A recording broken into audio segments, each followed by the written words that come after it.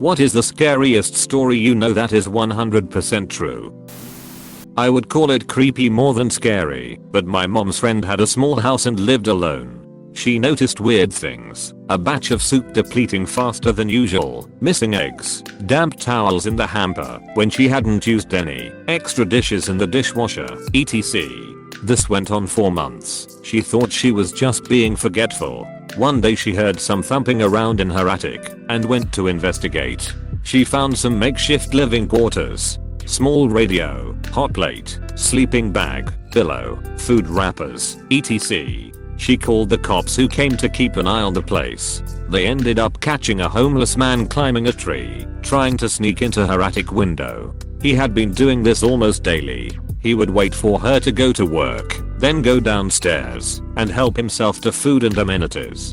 The funny part about this story is they got to know each other throughout the ordeal, and the guy was actually very respectful, just down on his luck. She didn't press charges, instead, let him move in, helped him get a job, and he lived in the attic until he got back on his feet.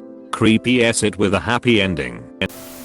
My mom was driving and a guy ran out in the road, so she stopped. So she called and hit him. It was nighttime, so it was pretty dark out, and 3 other men emerged from the forest around, all trying to use the door handles of her car to get in. She locked them luckily and gassed it to the nearest town. Remember to always lock your car after you start it, because if it wasn't unlocked, who knows what would have happened to her. My friend's boss bought an Audi A4 convertible back when they were new and interesting. One of the talking points was the pop-up roll hoops that were hidden unless you rolled it. A few months after buying it, he got to test those roll hoops out as he lost control and skidded down a steep bank about 10 meters 35 feet deep. The roll hoops did their job, and he survived with just cuts and scratches from the bushes he plowed through. The car ended up the right way up, and he got out, walked back up the bank to the side of the road, then got on the phone to the police to report the accident. While he was standing there, a driver from a car that had seen the accident came over to speak to him. Approaching from behind, the other driver asked if he was okay. My friend's boss turned around to reply and dropped dead. His neck had been fractured, but was in one piece right up until he turned his head when it severed his spinal cord. Various T. Roger murders are probably the most horrific things I've read about. Junko Furuta, who was a perfectly normal girl until she was kidnapped off the street by a gang for no reason, purely wrong place, wrong time. According to Japanese sources, and unimaginably Arped and T. Rogered to death over 44 days. Kiki Camarena, a D agent in Mexico, who was kidnapped by the Guadalajara cartel and T. Rogered to death over about 3 days. His story is the central focus of the show Narcos, Mexico, but from what I've read, his death was even more brutal than what they make it out to be. A detail consistent in both is that they brought in a doctor to revive him numerous times when he got too close to death and keep him conscious so he couldn't pass out from the pain. Kellyanne Bates, who was groomed from a young age by a scumbag who eventually killed her slowly over the course of about a month in their apartment. Her injuries were so horrific the jury at the guy's trial had to get counseling. For example, her eyes were missing and there were stab wounds in the sockets. Sylvia Likens, whose parents left her in the care of a woman who both personally and with the help of her children and their friends degraded, tortured, and killed over several months. The Hello Kitty murder in China, where a man and his about 13-year-old girlfriend kidnapped a prostitute who had supposedly stolen from him. Even though sources say she had paid him back with interest, tortured her to death and then stuffed her corpse into a Hello Kitty toy. Baby Brianna, a newborn whose mother, father, and uncle tortured and arped her from the second they brought her home from the hospital until the second she died. Baby P, a British toddler whose mother let her boyfriend torture him to death. His back was broken in his last days of life. Honestly, there are just so many horrifically on par with each other, you could list them all day. Artemis Pyle, the drummer from Lynyrd Skynyrd, survived a plane crash and walked to a nearby house, only to be shot by the homie Arwana. The homie Arwana saw a bloody long-haired man and winged him. Pyle survived that as well and made a full recovery.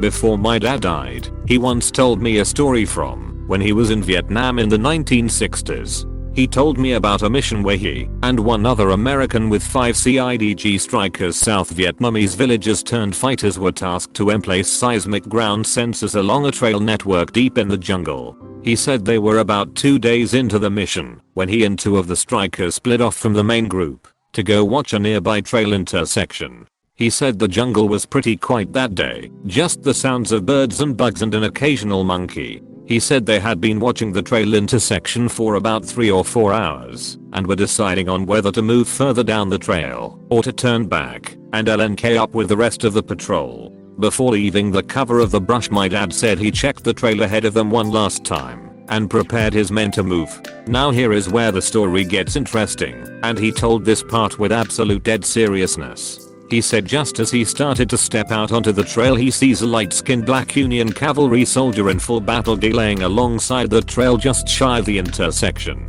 My dad said the Union soldier had 2 pistols, a Spencer rifle and a short curved club at his hip.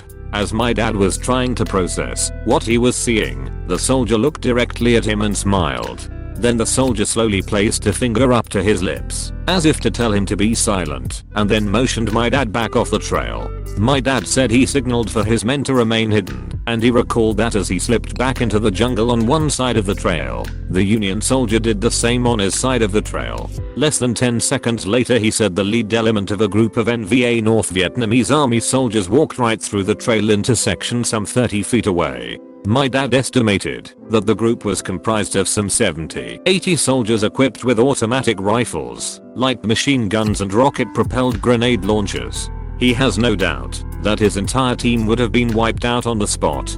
He said as soon as the enemy soldiers had passed, he and his team beat feet out of there as fast and as quietly as they could and rejoined with the rest of the patrol.